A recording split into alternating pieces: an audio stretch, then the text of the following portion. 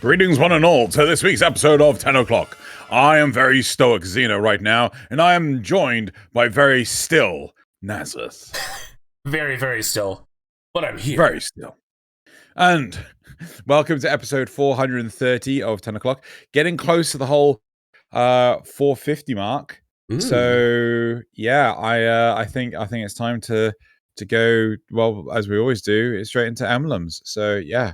Do you want to hit the Emblems button? I'm gonna hit those buttons. Good man. Right. So this is a difficult pick, I think, because I think yours is technically better. Cat, please. Cat, we just started. I think yours is technically better, but it's hard to see on the armor they've chosen. Also lacks color.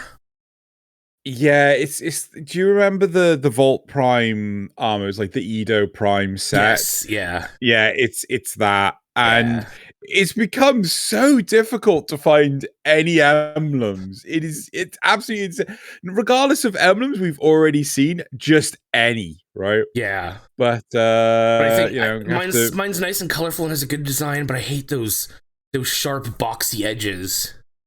Yeah. Right. So that is it for emblems. However, if you want to win 75 platinum for your platform of choice, go into the description below. You'll find the link to this week's polls. Simply just answer the polls. You could just even leave your name in there and do nothing else. I didn't know you could go in there. And you have a chance of winning 75 platinum for your platform of choice. Make sure you put your in-game name in correctly. Make sure that you have you always been able to do that with those turbines? Yeah, pretty sure. I have never seen that before. I had to do it because this is a melee only sortie. I have never. What's the? I'm utterly bamboozled. I've been playing this game for so many years.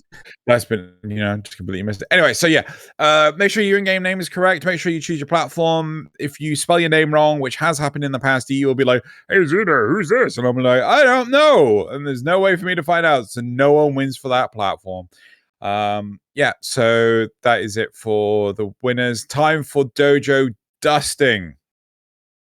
So we got some winners. We've got Arteria Faith for PC, Covenma for PlayStation, Reteb Jafar for Xbox, and Nick Knight for Switch. So congratulations to you four. You've won 75 platinum for your respective platforms. Right. Jimmy Gillicas. No. I'm just trying to think if there's anything else in terms of Dojo Dusting. So the Machinima stuff is happening, albeit slow. Right now, I'm trying to massively improve the quality of the podcasts because, I don't know how you guys feel about this. Please leave a comment in the description below.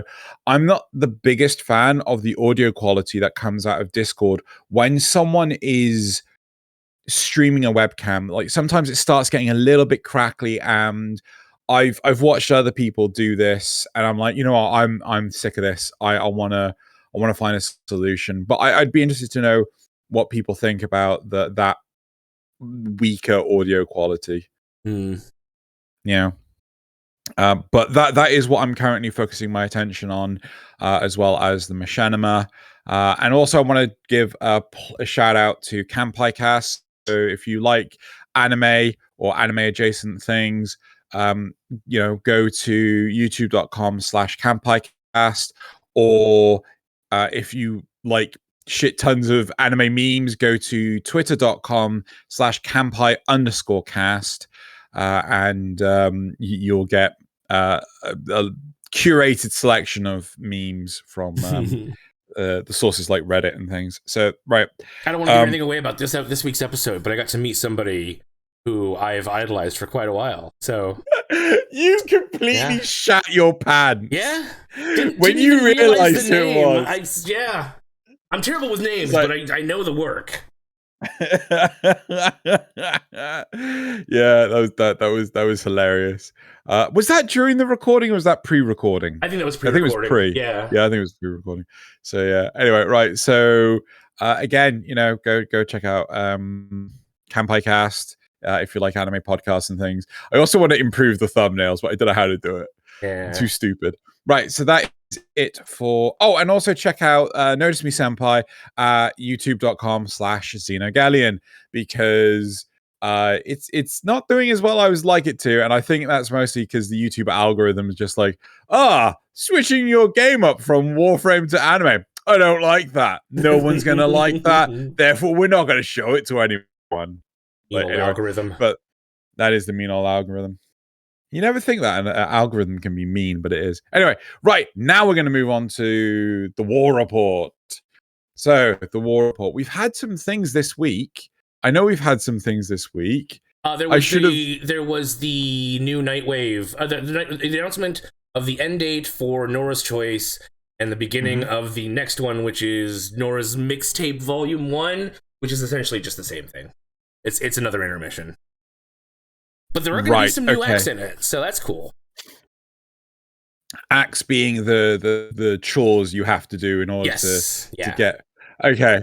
I like the fact that they're adding in new stuff. Some of them, I'm like, oh, you're gonna have to remove these. These just feel like needless busy work. And I mean, mostly those are the. Still, it's like. Right. I'm just trying to think. Also, sorry, they broke up just a little bit there. What were you saying? Were the ones that they're gonna have to remove? I feel like some of them are just busy work. So there's one which is capture related. So you have to go into a capture and take a screenshot. I'm like, really? Really? Like you've got one which is use a bow to get 2 kills. Like with one bow arrow. I'm like, yeah, that's fine. That's fun to do. Capture, really? I think the one that's gonna be problematic is the get a handshake from a friend. I don't. I think there are going to be people that are just like on relays and they're just like, yeah. I mean, maybe what they could do to make it easier is when you finish the handshake, like you can automatically go back into it unless you move. Does that make sense? So you can have people out there on the relays just handshaking. Right. Like Walmart greeters. Sure. I was also thinking of the people on Maru's Bazaar that were selling wares, but Walmart greeters, that works just as well. That's a thing? Yeah, that is a thing. When you come in, they're usually either old or disabled in some way, because that's how Walmart justifies, we're doing community outreach. And it's just somebody that stands there and is like, welcome to Walmart. And then have a good day when you leave. Yep. Literally. that would not fly in Britain. I promise you. Your goddamn mind. Yeah, no, honestly, that I just thought they were taking the piss. No. In Superstore. That's actually genuine. Okay. That is actually genuinely a thing. Also, prime time did not happen. They reported that they were, out of respect for the events that are happening between the Ukraine and Russia, prime time did not happen. And yeah, so that's that. I'm trying to think if there was any other points this week. Did they already talk last week about how the dev stream was going to be delayed? I think they did. I'm pretty sure that was in last week's Yes. Yeah, so dev stream is coming up the 11th of March. So yeah, that's about it, really. Yeah. So okay, cool. Right, so let's move on from the War Report to topics. Right. So topic 1 is getting carried like hell feels kinda bad. Okay. Controversial start. Not really. Yeah, not really a controversial start. No. I feel that there's some good substance, there's some good meat to that topic, right? And then topic 2, do you regret anything about this game? Okay. There's some we got some healthy meat on these bones. Like these aren't spare ribs that are like, wafer thin. More bone than meat. Right. Okay, so let's go to topic 1. Back to topic. Right. Okay. So I'm MR6 with mostly crappy gear. Doing some missions or fissures, I feel like the fifth wheel. Interesting, the fifth wheel and not the third wheel, but anyway. Doing nothing, running around, collecting, looting, just so I won't stand in one place AFK. I don't mind getting full set from zero to I don't mind getting full set from zero. So they bring in a full set of gear and they get it from 0 to 30. Oh, okay. But what is standpoint of more experienced / developed players on people leeching like this? Okay. Do you want to go for? I have a very in-depth thing about this. So I've told other people this before who are various MR rankings, not just a low rank person. In this game, a lot of times the situation either is you are carrying or you are being carried. There seems to be almost no in between in a lot of cases. Maybe when you're getting to some higher level content, yeah, but like in fissure missions or whatever, there's just going to be one person blasting through with a nuke Saren or a nuke Limbo or, you know, any number of things that are just going to do massive amounts of wide area damage. That you just kind of have to learn to accept that. Someday you'll be on the other end and you'll be the one doing all the damage. Is that a good thing? I don't know, but it is kind of just the way it seems to be. So my question for you is, say let's role play a little bit, right? So I am the player, the MR30, right? Mm-hmm. I'm taking a nuke Saren, right? And I'm getting 99% of the kills, right? How would you feel as the MR6 player that I am doing this? Put yourself in their shoes. I mean, on the one hand, when you're that new to the game, all you really want to do, you really want to actually play the game. So I can see that you know, it still happens to me sometimes as a legendary, almost legendary too, that somebody else will just carry the squad, and I at this point in my game, I just kind of sit back and let it happen. I'm like, yeah, whatever. I can relax. I don't have to worry about anything. I can just pick up the loot. But that's after having played how many hours? Thousands. Yeah. Somebody who's new to the game probably would not enjoy that. I try to actually be very conscientious of that with other players. So why do you think that they wouldn't enjoy it? Because again, they want to they're here to play the game, and you're preventing them from playing the game. Yeah. So I agree with this sentiment. So to elaborate my thoughts on it, first off, they're not learning anything, right? Some people don't want to learn, they just want to do. But then the other argument is they're not doing anything. They're getting 1% of the kills, right? If at all. And, you know, all they're doing is running around, picking up loot and things. They're not gaining the experience that maybe the MR30, previously had, right? They're not gaining, you know, so they could quite easily be bored out of their skull before you know it. Yeah? Yeah. And maybe this is actually a reason to why with the likes of Destiny, this is a positive, that they actually handicap the top level player. Well, they basically handicap the players so they're all on an equal playing ground. Yeah. Again, I did not know this cave was there. I'm learning so many things. Right. Anyway, so I personally would get bored and would stop playing, right? So when I have played with newer players, I always take a back seat, right? We did this in Elden Ring recently where, you know, I took you to a crypt and I was behind you the whole time. I was not showing you where to go in the slightest, right? Yeah. I didn't tell you about any of the booby traps. I just let you experience it, but I was your support to make sure that you didn't just get your ass handed to you like I did, right? And often you don't see that with Warframe. You know, when you're playing with pubbies, the pubbies are like, well, I've not match made with you. I'm just going to fucking do what I want. right? I'm gonna annihilate everything. I will admit that during like fissure missions, I'm more prone to just I don't care who's here. I'm gonna finish the mission as fast as possible. Yeah. But that's different than some of this other stuff. Yeah, but at the same time, the priority is making sure you crack open your relic and you make sure. I've seen you do this. You make sure one has the required resources. So let's spin this on the other side, right? You are the MR30 player, right? You are getting 99% of the kills. I am the MR6 player. What is going through your head? Through my head? You know everything is dying, right? You know nothing stands a chance, and you are doing 99% of the kills. What is going through your head? Well, I have very specifically sat back and let the other player, like the the lower level player, do their whatever. I'll keep an eye on them. Like if they seem like they're struggling, I'll step in and help.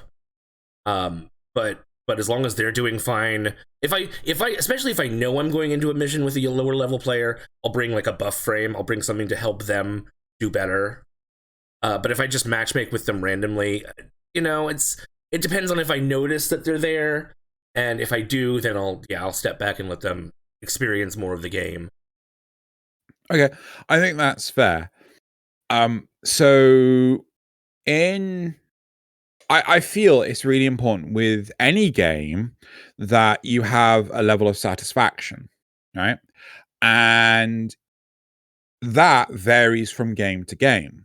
So with gacha games like Xeno that we both play together, it's important to have that level of communication, that level of organization with the PvP stuff that happens once a day.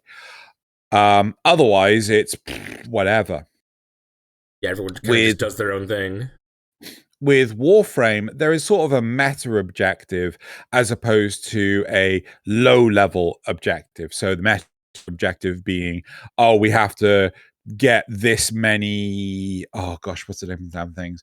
Like specific relics so we can try and get you Harrow or whoever the next Prime Warframe is. And I will support you in that. But that's the meta objective. It doesn't matter if I get the kills or anything like that. However, when it comes to newer and starting players, I feel it's important to get foundation experience, much like playing Elden Ring together when I was a complete and utter fucking moron for taking the classless option and not realize. Oh, I hate you. Well, I mean, no, I knew what I was getting into. I didn't know that the mobs were set for the higher difficulty, not the so that was my own mistake. But still, I love the learning experience, the do or die situation in Elden Ring, which does not exist in Warframe. There's no hard difficulty, and it's important to me to know what it takes to be useful. And even myself as MR30, I have lost that. I don't know what is and is not useful anymore in Warframe because stuff dies so goddamn easily. And there are also a billion ways to heal yourself now. You don't necessarily need... I mean, don't get me wrong, the passive healing from Oberon, very nice. But it's not as vital as it used to be. Yeah. So it's just like, I'm seeing you slash your... Was that a Tepido Prime? No, that's Squandao Prime. Squandao Prime. And it's like, that's cool. Yeah, and this is a top level, this is the end level sortie. So this is level 80 to 100. Yeah. Yeah. So it's just like, shit is dying. I have no fundamental understanding as to why it is dying, right? It just is. And I have to resign myself as an MR30 player, as someone with I know it's over 2,000 hours in Warframe. Like, I can't understand. And this is why I say I put in that survey, you need to simplify the damage system. It's far too complicated now, right? Yeah. It's better having multiple rock, paper, scissors systems than one rock paper scissors system with bolt-ons. Rock paper scissors lizard Spock. No. This rock has a turret attached to it and has a lava pool surrounding it. And, it's just like, you made this way too complicated. And in all honesty, a lot of it comes from the outcry from the player base. A lot of the players, they want this extra layer. And though I think Rivens are good, their execution has caused points of friction. Yeah. So, they have such monumental impact to the weapons, right? They make so many weapons more viable. That is good. They succeeded in what their objective was. But the problem now is that it is impossible to build a set for them. Now, one of the great things about Elden Ring, or any Souls game realistically, is it's all right to suck at it. Because you learn, nope, I shouldn't be here. I need to go back. Right. And I think we need sort of message in Warframe. It's all right to be bad at something. You need to just, do up your gear. But the problem is that I've got to be honest. It's an attitude that Loz spoke to me about before. I'm going on a fucking tirade. Feel free to interject at any point. Loz spoke to me about this before. It's the mentality difference between I have invested in something versus I can leave at any point, right? Yeah. And with Warframe, it's a free-to-play game. You can play for get bored and then just throw it away, right? Yeah. The only real investment is your time if you don't pay into anything. Yeah, exactly. Right. Whereas with so I feel that DE need to quite heavily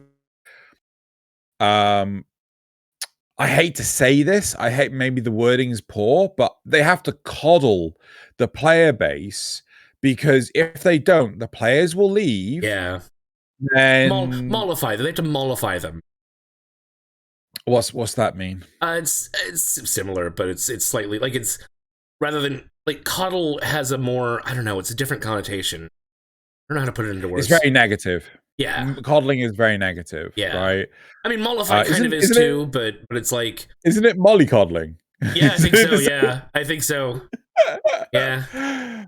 But yeah, but with Elden Ring, with any FromSoft game, you can play, it's too difficult.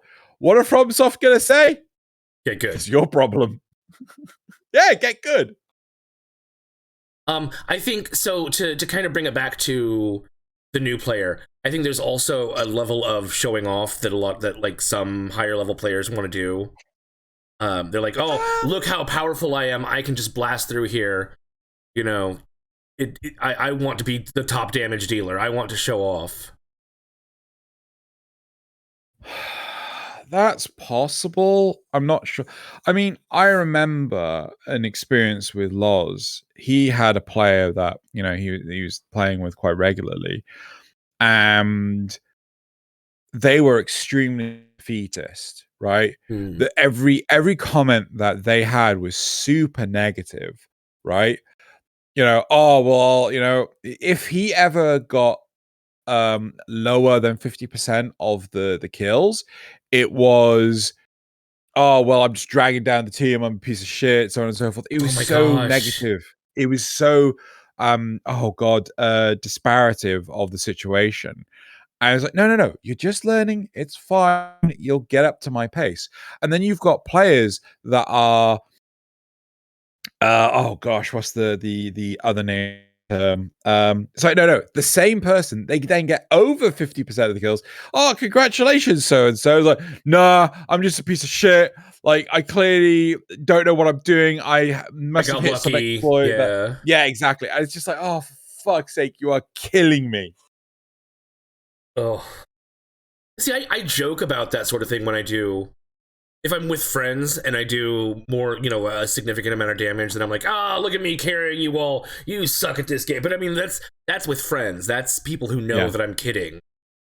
I don't actually have that kind of attitude. So, my good sir, what do you think could be done for the game to sort of help the situation? I mean, like one possible solution is that the players that they could take lower level equipment, but obviously that's with friends. Yeah. No, that's with friends. Like if you're doing a pubby squad, that's so much harder to do, isn't it? Because you have to go in expecting to be the one that has to do things. Yeah. You can't in a pubby group, you can't necessarily rely on anyone else. Yeah. Just kind of a weird attitude to have in a cooperative game, but there you go. So, what do you think DE could do to address this situation? I really did kind of like your idea of the Destiny practice where they sort of down level. I don't know. Yeah. I don't know. So, like, should it only trigger in lower level missions, and should it only trigger when you're in a squad with somebody who's like under MR 15 or under MR 10? Because I don't want to handicap somebody when they're not in that situation. So, first off, given that, I think there should be a switch that says, squad me with lower level players, handicap me for lower level players, or there's a switch, don't handicap me for lower level, and probably have this function on. I don't know if a time situation is best or a mastery rank situation is best. So, like, if they're below MR10, you would actually handicap. If they're above MR10, you don't handicap. Yeah. Right. Now, I think you could. So, oh god, this is a little difficult to explain. You could build a user model, right? So a model is like the scientific term where you are analyzing a player's performance, and you are like, okay, so you can see what their damage per second is, how good their accuracy is, so on and so forth. Like the statistics that are coming out at the end of each mission. Well, this model is retained over multiple missions, right? So it kind of tracks your progress to a certain degree. Exactly. Yeah. And what you could do is you could say, okay, so you're an MR30, right? This person, even though they're MR6, has very high accuracy, right? So their DPS is X. They're right? a headshot king. They can just murder anything, even with whatever Mark 1 Bratton. I don't know. Yeah. So what they could do is then handicap you, much like Destiny, but to their level, right? You have been analyzed as a new player, what your performance is like. So we're going to handicap you so that your experience is similar / on par, right?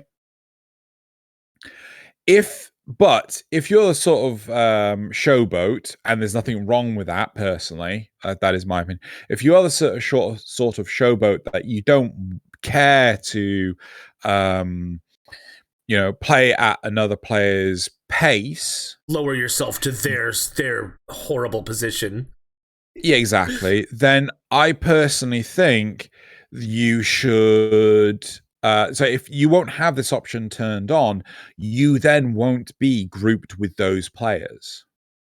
Yeah. So would this remove them from playing with new players entirely, or only with new players that like have decided that they want to only be match made with people that are willing to be handicapped?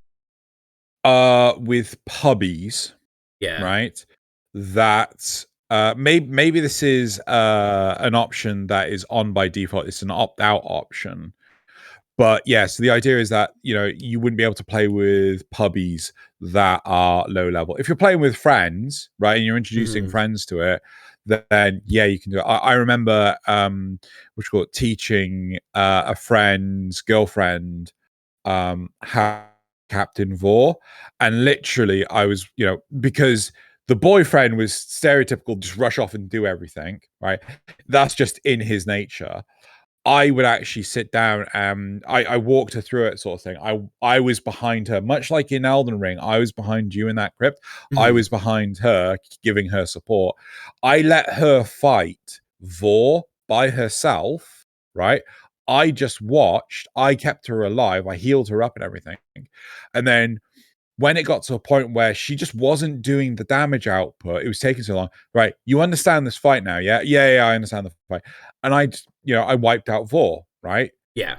Because, she just didn't have the equipment. And then I helped to get the equipment, right? So it here's my concern, though. I mean, your story is excellent, and yes, that's great for pre-made squads. Here's my concern, though, whenever you start talking about excluding groups of players from general matchmaking, is that you're going to end up, the star chart's already sparse enough as it is, you're going to make it even sparser for new players. Some of them may need to be carried. Some of them may hit a spot where they can't get past, and they need that one random squad person to join them and help them beat it. Maybe they don't know about like pre-made squads. Here's an idea, right? Maybe if you die like 2-3 times to the same mission, right? The game then turns around and says, like, you may want to consider turning off this feature, right? And I personally would make it so that the feature was like a checkbox on the star chart, right? Put it in, so it's very obvious. Yeah, so maybe how you have that pop-up or drop down UI where the oh gosh, what's the name of the damn thing? Sorties, syndicate missions, right, all that stuff happens, right? Personally, I would have a checkbox underneath that, right? Like when you go to the pop-up would sit on top of it, but I was going to say, can we turn me off right now? No, you've already gone into mission. So yeah, you're just like, so, and it's just, I would say matchmake to my experience, right, and then it's on by default for new players, and they can turn it off if they wish, and then that pop-up message. This means that veteran players will play with you at their level, and they will just annihilate the shit, right? Maybe phrase it differently, but yes, yeah, I think that's a good solution. Well, no, I know. I would just point blankly say, like, expect a one for an experience. Yeah. So I think that would be good. And then again, when you get to a certain point, it's up to DE. Like, I would leave that in their hands, like for them to analyze, like the drop off of players and things like this. When it gets to a certain point, that swaps to, do you want to downrank yourself to new player experience? And it's off by default. Yeah, so you have to turn it on. And I would 100% just leave it on the entire time. Yeah. Yeah, that sounds pretty awesome, honestly. Yeah. Because I do enjoy helping new players. And this will help you get match made even in a mission. Like, maybe you can choose, hey, if there's any new player out there, match make me with them no matter what mission it is. Yeah. Match make me. Yeah, I mean, I'm fine with that as well.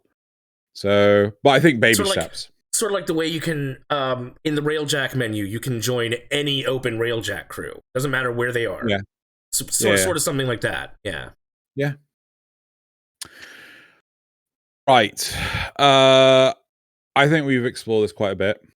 I do have one more point. They ask, what is the standpoint of more experienced players on leeching?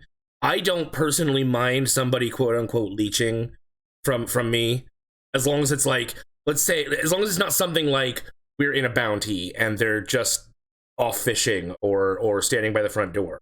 That sort of leeching I don't like. But if they're actually trying, if they're active, that's great. That's fine. I think there's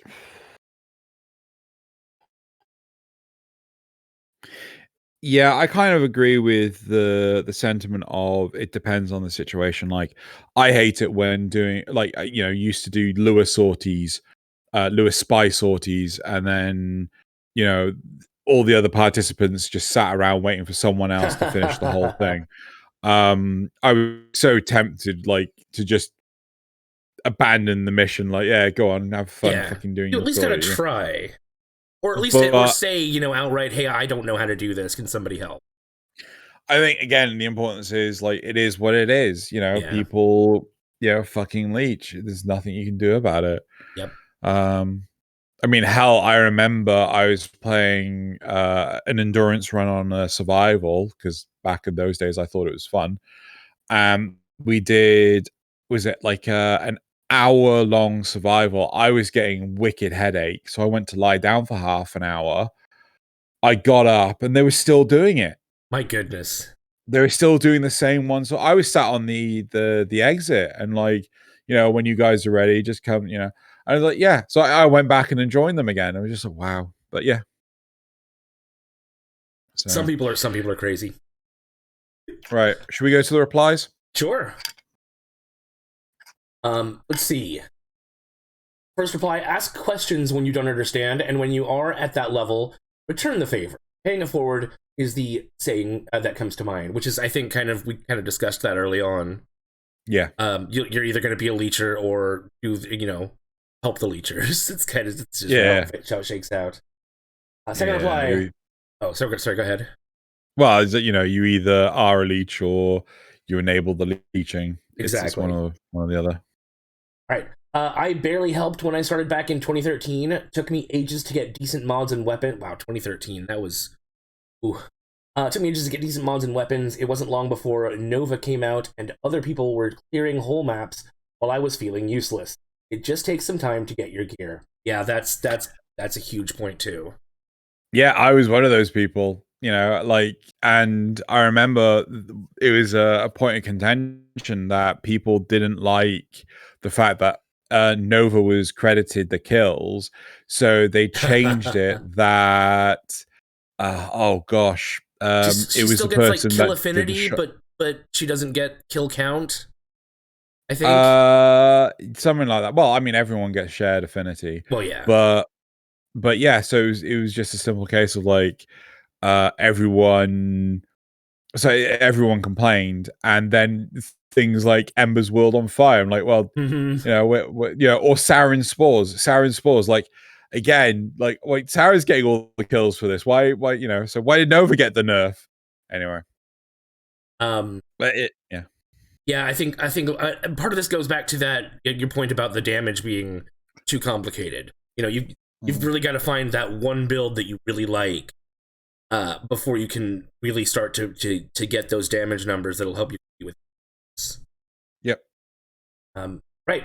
I can tell you as MR26 that I could not care less if someone isn't putting the same amount of effort as me in a mission. As someone else said in the thread, we all live together. It's a multiplayer PvE game. Enjoy it and return the favor when you can, which is a good sentiment, but again, you have to think of the person in that position and the fun that they're having out of it. Yeah. I'm like, again, I remember years ago when Voltor Prime was the gun, right? And we would, people would just, because the mastery lock for the Voltor Prime was MR2, right? It still is. Oh no, Voltor Prime? I don't know. Either way. I think it still is, but regardless. So people would go, oh, here's a Voltor Prime. Go and utterly annihilate everything. And then they would quit the game. And it's just like, oh, but why'd you quit? Because you've just given them the best. What are they fucking going to aspire to? Nothing. You know? I mean, I'll give a new player a copy of like Serration or Flow or whatever, but not a primed version, because they gotta get that on their own. What we used to do was we would, after getting a regular Braxton, the next gun we would get them was either a Burston or a Carrack, followed by the actual Carrack, followed by a Soma, then the Bolt or Prime, right? So they got the experience of multiple guns rather than just the best gun. Yeah. Right? And, those people stuck around for like so much longer. But anyway. Right. This was my biggest gripe when starting out as well. I wanted to shoot stuff and use my abilities, but instead I got a bunch of godlike war criminals speeding through the map, nuking everything in a millisecond. All I could do was run to the exit. Now, however, I play very much the same way myself. I've come to appreciate the speed, for the most part anyway. Yeah. So again, like one of the biggest problems I find for new players that the game does very poorly to teach is the mobility. I mean, I'm watching you. I watch you and Loz run around and things. I do not understand how people run around in this game anymore when bullet jump exists. No, seriously, I bullet jump literally everywhere. Yeah. Right? I'm only on my feet when I'm shooting stuff. I don't get how people are not bullet jumping all the time. Right? Yeah. Come on. Develop that carpal tunnel resistance. I mean, out here on the plains, it's a little less for the most part. But you see, once I need to move, I start bullet jumping and aim gliding and stuff. Yep. Well, you're still running now. Why are you running? I'm waiting for more enemies to spawn. You're not shooting. Oh, okay, that's fair. That is fair. If you're waiting for stuff to spawn, I can appreciate that. Anyway, was that it for the replies? That is it for the replies. Right, let's move on to topic number 2. Yeah. Right. Do you regret anything about this game? I regret quitting 2 times. I believe I got to Mars and quit after hitting a roadblock I don't recall. I regret this a lot since I enjoy this game a lot now. The second time I quit was back in 2019, I believe, when Nightwaves released. Been playing for 2.5 months and quit out of burnout from all the, I assume that's supposed to be grinding. Yeah. Grinding? All the grind, I think, is what it's supposed to be. Yeah, grind. Plus my completionist itch making me farm everything. Ironically, that made me miss 2 years of content. I know a lot of people that have that problem. In what sense? In as much as they get burned out and then they leave, and then some of them feel really bad that they've missed out on some exclusive thing, and then they don't come back, which is a little bit of a weird mentality, but that's up to them. That's their experience. But I also know people that regret putting so much time into as much time into the game as they have, because now they're like, I don't like the game anymore for whatever reason. I feel like I invested so much time and now I got nothing to show for it. But that's also silly in my opinion. You could come back to the game anytime and still have all that stuff. I mean, I feel that is a mentality I can both appreciate and never follow. Yeah. Right? I appreciate where people are coming from, but personally, like, if I gave up on Warframe, I would at least have the memories, the experiences, right? The memories of going to TennoCon, the memories of trolling one of my friends in an air vent, the memories of doing this podcast, Faulty Frame Squad. I have all these memories. That isn't taken from me. Yeah. Right? Material possession is only so substantial. Hell, I'm a bit sad.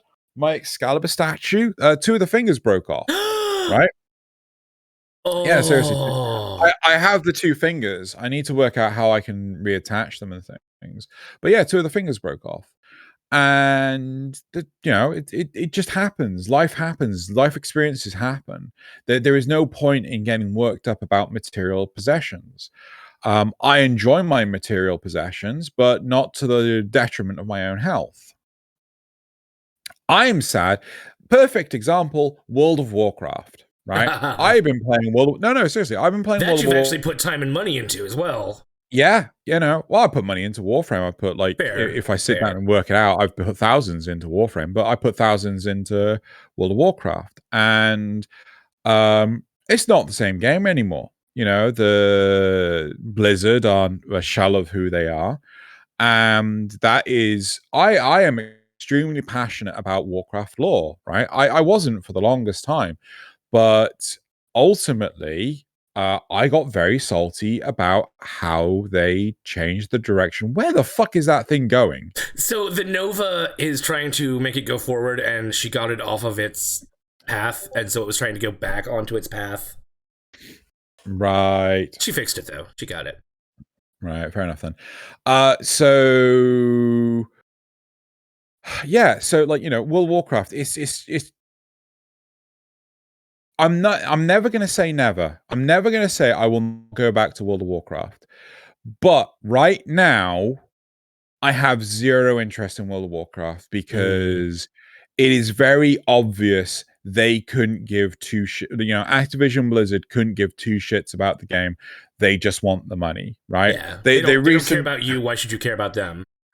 So just to indicate how pathetic the most recent the most recent expansion is to go into the afterlife, right? The afterlife is fucking tiny, right? The continent is so goddamn small. It's like this is supposed to be the afterlife for the multiverse, right? Clearly they all just live underground. Right. But there's a foundation there's a basement to the hold on. There's a basement to the afterlife, which is like the realm of creation, right? This is where the gods existed and they built existence, right? They built the whole universe. And it's a fucking it's not a desert place. Well, some of it's deserts, right? Some of it is lush meadows. And I'm like, weird machinery. Where's all this is supposed to be the foundation of reality, right? Where are giant fucking atoms, right? Where are this is just another fucking continent that's and they've lost the plot, right?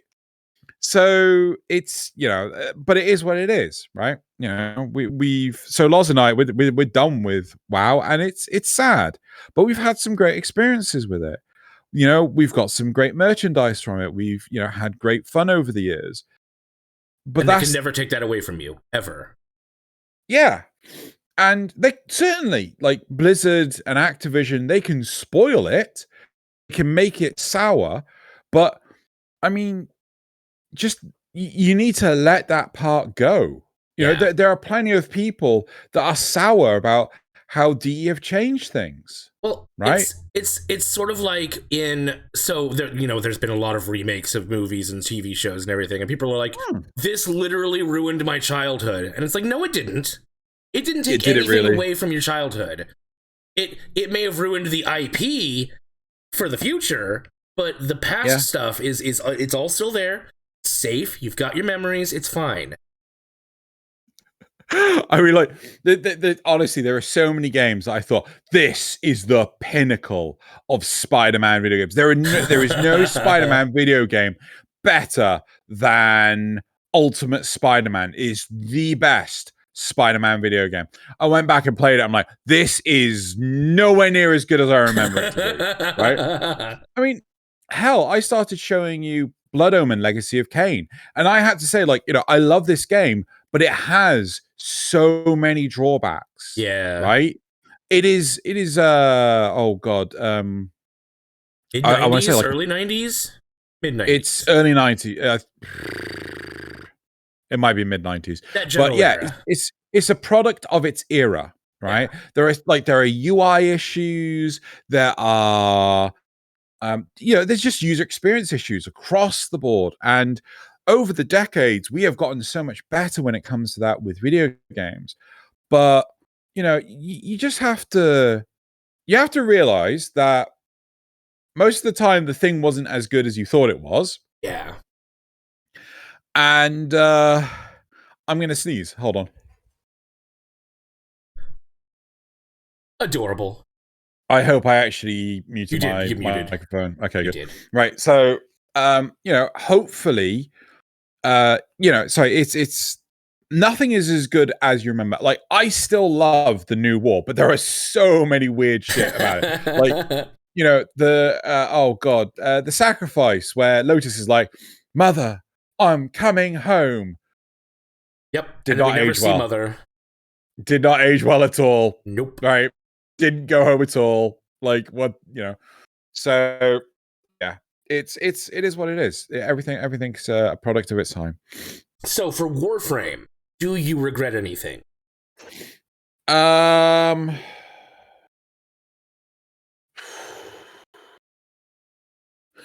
regret not stopping them from doing K drives. I wish I'd turn around and say, like, but what about Arkwing? I think I regret not going for the top tier of Founder. Just because I didn't know at the time how much I would enjoy this game. I've gotten years and years of pleasure out of it. I think that would have been worth the cost. No, I don't think I really regret anything. Like, so a bit of an unrelated note, a bit of a tangent, because of how much DE change how Warframe works with, like, the lighting engine and shit like this. Yeah. I wish I had taken the opportunity to finish Tactical Terror League and Faulty Frame Squad. And because I didn't, I'm now in a position where I can't. And it's like, well, fuck. That was your sneaky plan all along, wasn't it? What you mean? I'm gonna wait until they change the tile set, and then I never have to do this again. No, not in the slightest. But I know. It's like I'm teasing. Yeah. What about you? Do you regret anything? Aside from not getting the top Founders tier, no. I mean, I did take quite a long break, but I don't even really regret that, because what did I miss out on? Some of the early gameplay that you doesn't really matter so much anymore. I still got to do a lot of it when I came back. Yeah. Yeah, no, I don't think I regret anything about Warframe, honestly. Cool. Right. Well, should we go to the replies? Right. I regret not getting the Founders Pack when I had the chance. I'll never be able to get 100% completion, as I'll never master Excal. Yeah. Actually, that's so. Can we just explore a little bit the whole collectionist, completionist personality thing? Like, I'm sorry, you got people. You need to let that go. You need to let go of the completionist mentality. It is the hardest thing to do, but if you don't, right, you're going to end up in situations where you will refuse to let something go and you will resent it for it, right? Mm-hmm. So, World of Warcraft, I got some legendary weapons and I've had to let the game go. If I didn't let the game go, I'd still be paying money to a horrible company that treat its employees like trash. So, no. let go of the completionist mentality, people. You need to. It's there. It's so important. I mean, there are look. I've missed out on a lot of Prime accessories and stuff because I can't put the money in. I can't justify putting the money in for that much all the time. Yeah. And I hate it, but I also just have to let it go. It's not the worst. I've already got so many other accessories that I'm not wearing anyway. Do I really need a couple more? Right. I regret selling a Broken War for space years ago. Just stumbled upon a War BP at MR29. Now I've got to farm Samaras for the Broken War parts again. I thought you got those from Sentience. Oh. The blueprint probably comes from Samaras, but I think the handle and blade come from Sentience on Lua at an extremely low drop rate. Maybe they did put it on Samaras. Should I quickly look? Nah. Yeah, that does kind of, but I wouldn't sell Broken War anyway because it's got slash damage. It's got more slash damage than regular War. A better weapon. Don't let anyone know I said that. No. So I bought the Nikondi nunchucks before I understood how the foundry worked, so I didn't really struggle early game.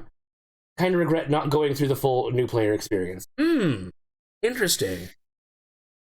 So that's kind of like your we gave them Boltor Prime, only in this case it's I bought it for Plat.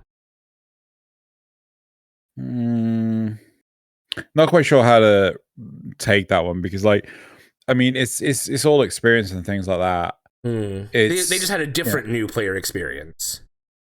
Yeah, I suppose, but that's just the Nkondi, right? That's not the Nkondi Prime, right?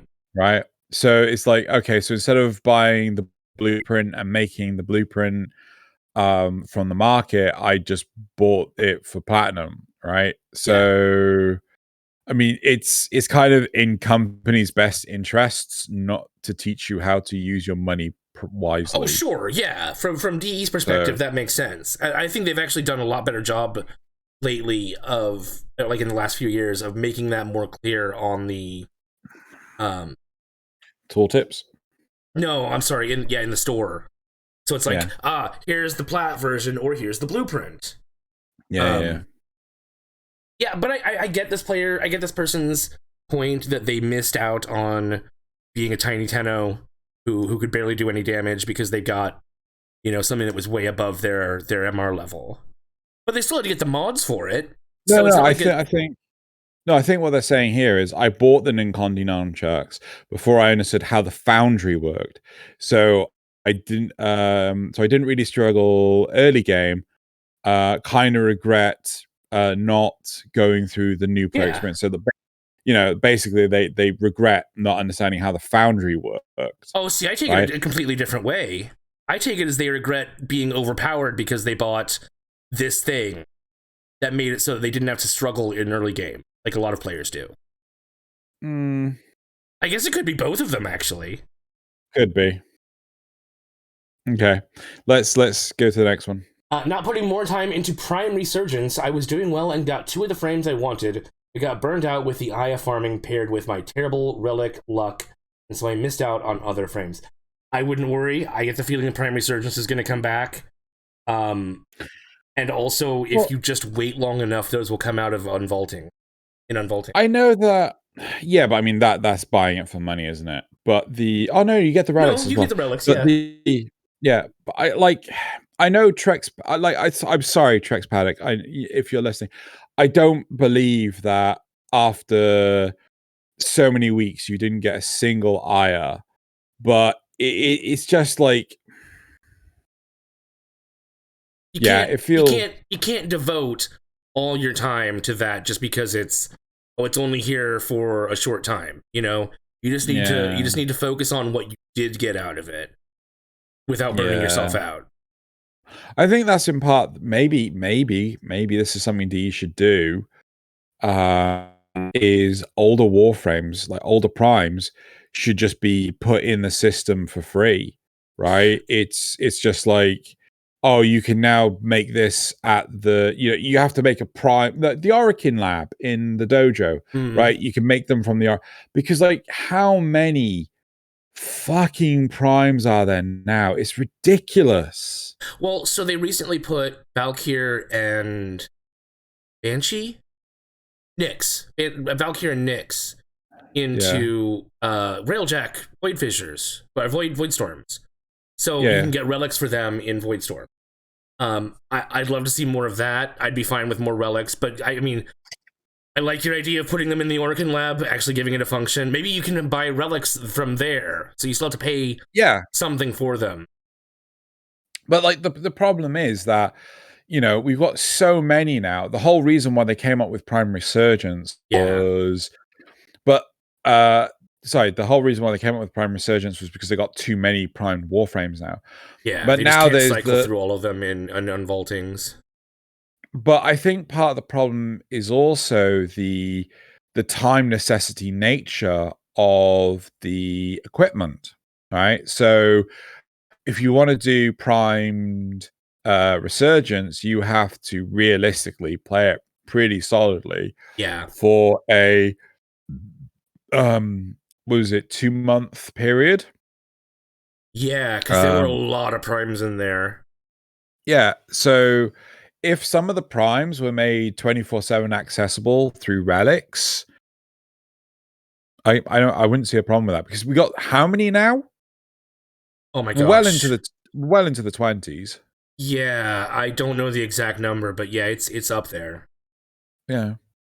So I mean, it's gotta have over 24. So anyway, right.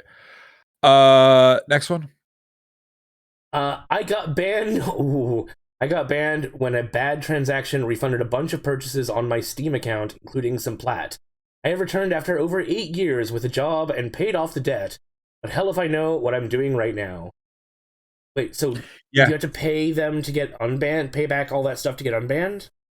Well, so this was similar to the people that were exploiting the cost of living difference. So in like, oh god, I think it was like a few years ago now, people were using VPNs to buy platinum from countries like Turkey, where it was cheaper for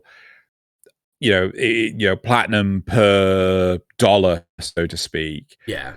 And I knew a content creator that actually did this. I'm not going to name names. So they bought like I think it was like a few thousand platinum, because it was like really, really good value for the dollar. But it doesn't sort of like properly apply. So DE picked up on this, and loads of players got effectively their balances readjusted. So if say, for example, 1,000 platinum costs £100, right? In Turkey, I could buy 3,000 platinum for £100. So they just take away 2,000 from you once they fixed it. Yes. However, if you had spent the platinum, right, they would give you a negative balance. They wouldn't ban your account. They would give you a negative balance. So you could continue to play, but and this is what happened to this content creator. They had like, I think it was like minus 3,000 platinum from their account. So they would have to, so they still spent it, right? So they spent all the platinum they wanted, but then they, in order for them to buy anything with platinum later, they would have to put the money in to restore the balance. Right. And it seems it is fair to me. Yeah. To an extent, people would be like, well, why can't I do this? Well, you don't live in that country. You don't live in their situation, right? Yeah. It's it's very much a case of like, cost of living there is so much. DE is essentially being nice to those people because it sucks so hard for them. and they want them to be able to play. But it doesn't suck for you, so why should you take advantage of that? No. I'm pretty sure. No, I'm pretty sure there's like laws and things that contribute to why the bills are like the way they are. Because like in the UK, we have VAT, right? VAT is a tax that is paid to Europe, right? Except for we're no longer in the EU, right? So why are we still paying VAT? Yeah. Oh, well, that money's used for something else. Well, then why are you upping the costs of everything? Yeah. And it's so you've got to understand the situation and the laws that are like, that we're living with. So, for example, you got the point. I don't need to elaborate it any further, I don't think. But yeah, again, it's good that this person has managed to get into Warframe. But I completely agree with them. There's too much for them to do now. Like, where the fuck do I start? Yeah, I mean that's the problem for any new player or player that's returning after quite a long break. I know people that have been gone for like just a year or 2 years, and they're like, "There's so much stuff now." A lot of us are like, "There's not really. We've already done it, so it doesn't feel like there's we've done it as it came out, so it didn't feel like at any one point there was too much."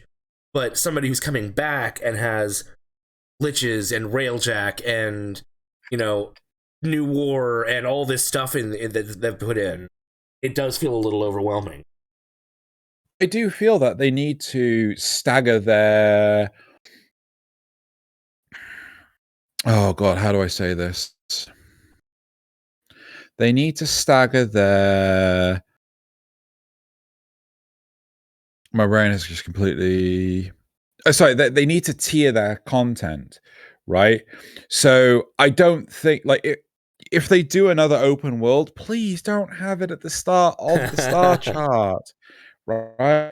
It's like everything is front loaded, and I get it. You want to bring new players into the game and things. You want to get it into their hands. Give them a goal to work towards. Give them some stuff early game, but then also be like, hey, there's this thing way over here that you can get to. Now do it. Well, no, it's akin to saying like, in your school life, right? You've got, your first year, you'll have 6 exams for just maths, right? Then in your second year, you'll have 2 exams for maths. And then your third year, you won't have any exams for maths because we front loaded it all at the start, right? But the content for your third year, you need to know for your first year. I'm like, well, how the fuck does that work? Right? And that's part of the problem we have here is the fact that everything's been loaded and it's just so confusing on what the fuck you're supposed to be doing. Yeah, exactly. There's no real rhyme or reason. There's just a smatter, like a shotgun blast of everything. The only thing that was done right recently was the new war, because in order to do the new war, you have to have done the prequel quest. No, the prequel quests. In order to do the prequel quests, you have to do the sacrifice. In order to do the sacrifice, you have to do the war within. Yes, in order to do the war within, you have to do the second. Right, so there's at least a path of progression there, right? But so much of the new stuff is like slam it in the front. Yeah, yep. I think even Call of the Tempestari. No, that comes after War Within. Maybe, I think. Does it? I think so. But because you can get your railjack from the start now. Yeah, that's true. But Deadlock Protocol is right at the beginning. I don't think you have to do very much of anything for that. Nope. I think you just need to turn up to Venus. And I don't think new players are going to have a very good experience trying to learn how to use the Zorus. Yeah. Yeah. Yep. I think there is like a legitimate reason to why everything's front loaded. I think it's because the players are just, the new player experience is too many players stop early on, so you're trying to entice them back. Yeah. And or get it's new just ones. Like especially there was I don't know if they're still doing this, but they would like get YouTubers and streamers to play the game, and they'd be like, here, when Fortuna came out, famously, yeah, they got Markiplier to do it. Yeah, but that's why they had to put it so early, is so that people that's one of the reasons they had to put it so early, is so that they could get, rather than having to artificially boost these content creators, they were like, here, you can actually get to this point in the game and show it off and tell people how it was to get there. Yeah, with content like so with reviews from the likes of PC Zone or PC Gamer, absolutely slamming it because you couldn't access it straight away. Yeah, I thought was ridiculous. Oh yeah, that's right? So dumb. And then likewise, we have content that's like, oh god, Final Fantasy Endwalker, right? The latest expansion. You still have to do all the content up until Endwalker in order to do Endwalker. Just like with World of Warcraft, you have to do all the content prior until Shadowlands. So what the fuck, right? Why is there such this double standard? Is it just because Warframe's free to play? Fine, slap a fucking price label on Warframe. Make me pay 60 quid for it. And I'll pay 60 quid, right? And then everyone can shut the fuck up. Xeno's angry. Oh goodness. Yeah, I don't know really how to fix that, aside from your tier system is a really good idea.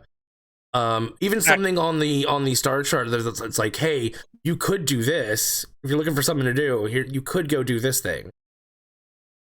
So I've got to bring this up, right? I need to write this down. How long should a 60? I say $60. That should be easy enough. How long should a $60 last in run length? Right. So I had this debate with one of my work colleagues. He believes a game should be no longer than 10 hours, regardless of the price tag. And I think that is utterly ridiculous, right? Yeah. A game should be as long as £2 per hour. So if it was a £60 game, it should last me 30 hours, right? If it was a £10 game, it should last me 5 hours, right? Anything extra is a bonus. But the idea of that's £6 an hour, right? Wasn't this because they didn't want to play Elden Ring? Oh, no, this is because they didn't want to play. They didn't want to play a bunch of games because, and I quote, "it takes too long to finish." Right? And I'm like, go fucking rent a movie. Anyway, yeah, that's ridiculous. I want to get more bang for my buck, not less. Thank you very much. Yeah, exactly. And if you want to hear more about Xeno's gameplay idea or game cost ideas, you can watch his Xeno Codex on his channel, www.youtube.com/XenoGellion.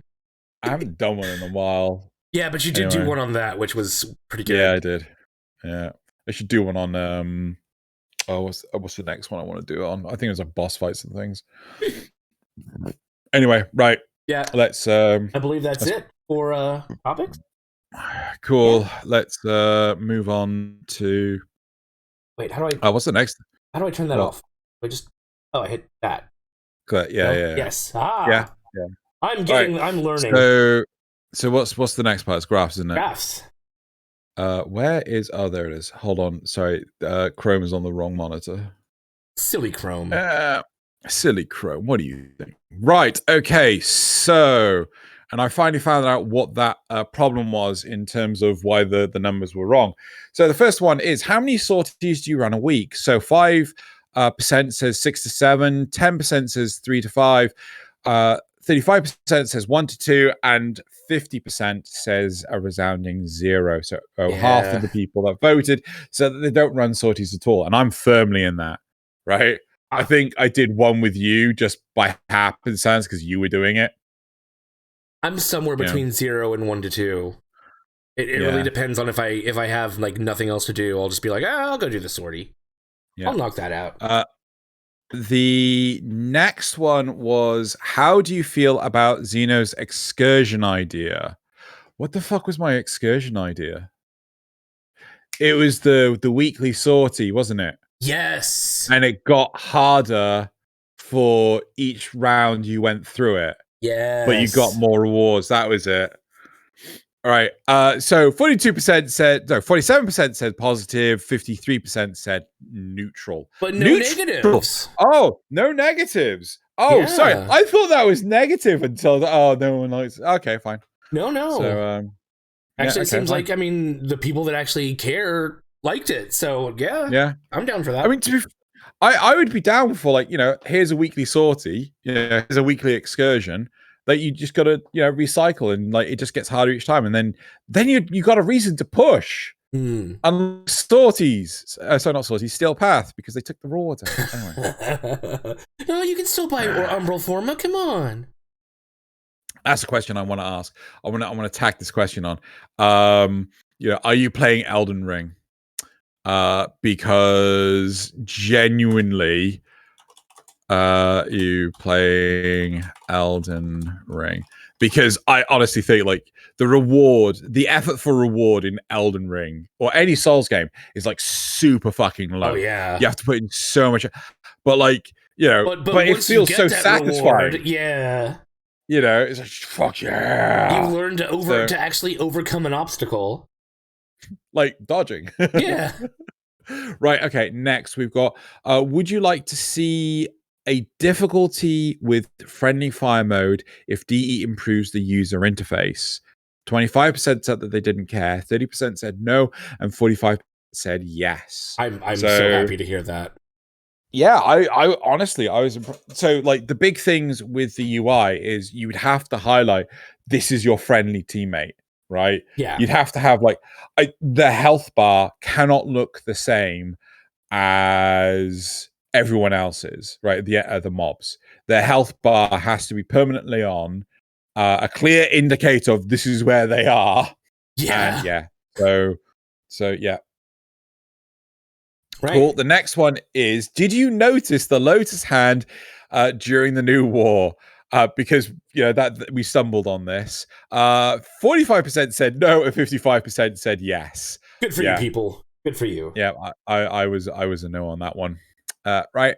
And then last one, how do you feel about the man in the wall? 5% said negative, 10% said neutral, 50% said no opinion, and 70% said positive. Yeah, that's pretty standard. That's kind of what I expected. I'm no, in all honesty, I did not expect the positive to be so far ahead of everything else. Really? Yeah, I expected more balance or more 50-50 on neutral / positive. No, I think people are totally, like, besotted by the mystery of it. Because, people love lore, they love mysteries, they love trying to craft fan theories, and then the man in the wall just fits all of those. I certainly hope their expectations are met. Yeah, that's all I can say. I just really hope their expectations are met. Right. Well, that is it for the graphs. Let us move on to the supporter questions, which you have. Do I? Did you give those to me? Do you want me to read them? Yes, please. Okay, sure. Right. Okay, so that's the wrong supporter questions. How can I zoom in on? I can't. Okay, copy that. So let me just dump these real quick into some form of graphics editor so I can zoom in. Cool. Right. Okay. So Zrugel says, "Oh, right. Before we start start the supporter questions, I was going to ask everyone to make sure you're subscribed to the channel, like the video, and share it if you can. It really helps." So, Zrugel also says, have you seen the video, The Crimson Primal Beast by Tactical Potato? I asked because it talked about lore from one of the topics from episode 428, But at the time of writing, I don't remember what the topic was. Just curious if you had seen it. I've got the actual topic docs here. So what was the topic that we spoke of? I'm just gonna say that no, I haven't seen it, but now I'm curious. It might be the topic of one of the operator's voice lines about the infested got me thinking. I think it's about the fact that the Orokin like sucked ass at when it came to like how on earth did the Orokin get on top, because everything that they created rebelled against them. It's just like how does that even fucking work? No, I haven't actually watched that video. If it's not too long, I'll probably actually give it a watch. Right. Then Uncle Alien writes, when the second Dream released, the entire player base appeared to be amazed at the new operator and the potential they could have. But a few didn't like the idea that we, the Tenno, were not actually the Warframes. When the War Within reworked some of the roles of the operators, despite the majority view that the operators were getting a much needed expansion and enjoying the new options, the minority of the players grew a little larger, not liking the focus being shifted away from Warframes. After many years, the new war, that group seems to be larger than ever, protesting vocally about Warframe no longer being about Warframes, and instead all about operators, things added in. With the new quest, Angels of the Zariman, being given a release date on the upcoming dev stream, I don't know if they've actually said that they're going to do that. But anyway, how much more do you think we can annoy the operator haters of the player base with extra content for our kiddo? Like, so much annoyance. If you're talking about Warframe players, you can annoy them with the easiest little things. It's so part of the problem is that the gameplay experience hasn't been detracted from Warframes, right? It's just like when you have the story of Iron Man, right? Is the story about the suits of armor, or is it about Tony Stark? It's about fucking Tony Stark, right? Tony Stark is Iron Man.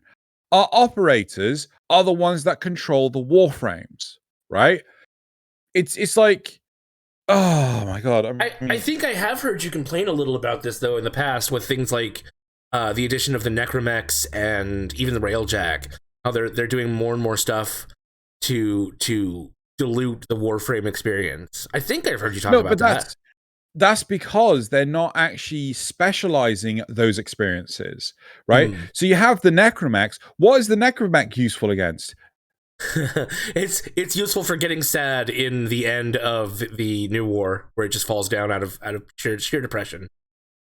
No, I mean like the only good element to oh gosh, like if the Necromech was built to fight enemies in a different way, like a whole different rock paper scissors system, and it could, you know, the giant Spinosaurus Rex on the plains, right? If it could murder those, there's a use for it, but it can't. Yeah, you know, the same with Arkwing. Arkwing had no specialty, right? The problem is the player base doesn't want to expand outside of Warframes, so they have to dumb down those new specialities. Like, oh, operators can't exist beyond just, you know, a buff. Yeah. Necromechs can't exist beyond nuking an Orphix. K-Drives can't exist outside of Yoreli's quest. Tricks. Yeah, Yoreli's quest. Arkwing can't exist outside of being a transportation system. Like, and that's the problem, right? Yeah. You know, we have all of these. Oh gosh, darn it. We have all of these systems, right, that are fractions of what they could be because the player base is too volatile when it comes to anything outside of your Warframe, right? They just need to be different. What if, an upgrade to your operator could have it so that you go into another plane of existence, you go into like the subspace and you fight Orokin in the subspace what is the place where Limbo goes to? It's the Rift, right? It's not the Void, it's the Rift. It used to be the Void, but yeah, it's the Rift now. Yeah, so yeah, something like that, where they can go into the Rift. Yeah, so it's a completely separate plane of existence, and they have to deal with like one specialist enemy each time. Yeah. Yeah. So, but no, it has to be just about fucking Warframes. And then people get bored. And then, like, people don't like change. They are so fucking resistant to change. But if you let DE do it how they want to do it, rather than losing your shit over it, you'll probably be pleasantly surprised. Yeah. It may take a few iterations to get there, but they'll get there. Oh, God, yeah. Right, next. What do you think DE's reaction is after putting all the work optimizing Warframe for the Switch to the new Valve Steam Deck? It's there. It probably works. The end. Isn't the Steam Deck basically just like a mini computer? Yeah. Yeah. So I mean, fuck. If the Steam Deck can run Elden Ring, I'm just got no problem with fucking Warframe. Yeah, I don't see how it would really have a problem there. The problem with the Switch is that it's so it has such lower specs compared to the other systems. So they have to somehow make it work for both. I don't know if you know this, but the Steam Deck lasts like the battery lasts like maybe 2 hours. Ooh. Yeah, is like it's super lightweight. And like, oh, okay, well, at least the Switch on 2D games lasts like 6 to 12 hours. So anyway, and then the very, very sly question of also Divinity when. Ooh. So goodness. 3. Well, since it's a paradox, 3. I believe, did I do this last time where since it's a paradox, it came out 3 years ago? Yeah, something like that. Crap, I can't use that one again. Last Tuesday. It's last Thursdayism, where things only started last Thursday. The entire universe only started last Thursday. You can't prove otherwise. The paradox, it's a paradox, therefore it can't come out. There you go. There we go. Perfect. Yep. Never. Can't happen. Impossible. Right. Okay, then. So that is it for the supporter questions. Do you want to go to the community comments from last week's episode? So, Thomas Cooperstein, who I believe may actually be recused. I'm not sure. I want to thank both of you for your live demonstration of blind versus dyslexia reading of the replies. You're welcome. You're so welcome. I'm glad we're here to expand your horizons on the differently abled. Why? Wait, what did I do? I can't remember. I think we were both just kind of stammering through stuff, like trying to read it 2 different ways. Oh no, I think it was when we were reading the supporter questions. Quite possibly. I think it was. I just remember the having a lot of image. issues with that. Yeah. And then Zerugal, MDRLOz, not having internet. Glad to hear familiar Nazuth who can fill in. I'm so happy to be here and help out, honestly. Loz says that he's going to get his internet in the next couple of weeks. Tentatively, in the next couple of weeks. Yeah, I don't know when he's going to be back, but it hopefully should be mid-March. Hopefully. And then he also said, I didn't hear rumblings in the background. I had my volume turned up pretty good, too. And I think that's in response to my cat coming up and eating food out of the bowl. Apparently, he couldn't hear it, which is... I'm very pleased about that. I do run some filters on OBS to try and cut down on background noise, so hopefully that helps. And then this was just something I noted. Make sure to join the discussion in the comments of this video or the previous one or any previous one. I did see a pretty interesting lore, what could be the beginnings of a lore conversation last week's. Really? Yeah. And any notes on that one?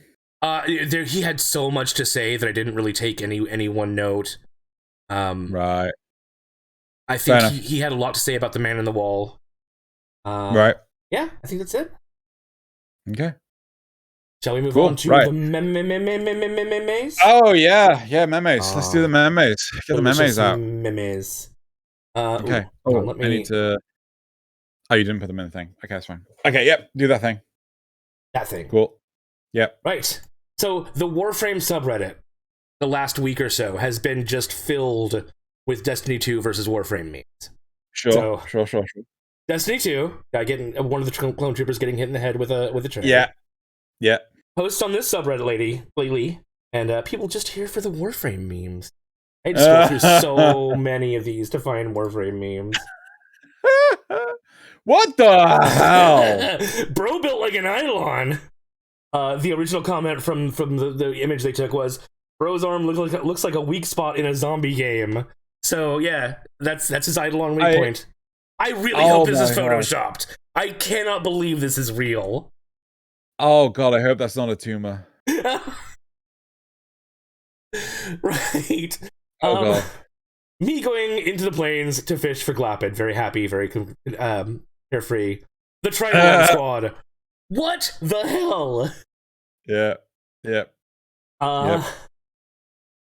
Put it on limbo, you won't regret it. I just maxed watching me open the Shift tab menu to look up good frames to infuse Aqua Blades on.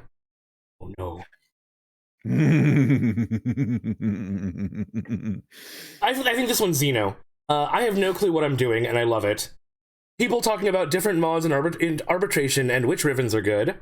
Everyone talking about certain builds and which frame and weapon is meta. Me, who just knows that white energy on boom boom weapons makes it hard to see. Oh god, yes. And I do actually have a bonus meme. Oh, okay. Which is something we actually kind of talked about earlier, sort of. Yeah. It pains me that people do this. Their noob vet players, their noob friends about to tell them that some really nice dude sold them a fully ranked flow for 50 plat. Oh. Never, ever go with that option. Ever. Well, I mean, you can't trade your starting plat, so I mean, that's at least a good thing. Yeah. Cool. Right. So let's go on to the community shoutouts. You gonna hit the community? Yeah. I did. Yeah. But why are you doing that? You're gonna see it in the fucking video. Oh, I will, won't I? Shoot. Why did I think that one didn't come up? I don't know. Right. So the first community shout out is Magical Kitty Revenant Deluxe by Gamley. Oh, that's Revenant? Oh, yeah. right. Because he's got that Revenant new. Deluxe. Yes. Yeah. Oh, that's adorable. Second community shout out. Today's the day, by Zero Control. I spelled control wrong. Right. Is that Rhino and an I'm operator? Not sure who that. Oh, it's operator. I think that's. Is this like a Valentine's Day post? It looks like they got a little heart there. Quite possibly. Right. Then the third one is Kitten by Curdy. So we got Revenant and who? Sevagoth. Oh. Sevagoth. Okay. Sevagoth. Adorable chibi styles. Yep. Ooh. The fourth one is Operator by Panzer. Oh, wow. Yep. The fifth one is Oberon by Iris. Do I sense a new clan glyph? No. And then the sixth one is Shavi and Zephyr by Debbie Sheen. This is a commission piece for Shadrad. That could be a Prex card easily. Yep. Oh, so good. So good. Is that it? That's all of them? Yep, that's all of them. All right. Right. Well, that's pretty much it for this week's episode. Thank you very much, everyone. Hit the outro button. Thank you very much, everyone, for joining us today. We're still breaking in Nazareth. Someday I'll have it. I'll have it just in time to not need to do it anymore. Yep. And thank you very much, everyone, for listening. Don't forget to vote on your chance for getting 75 platinum. And we'll see you all next week. Bye. Bye.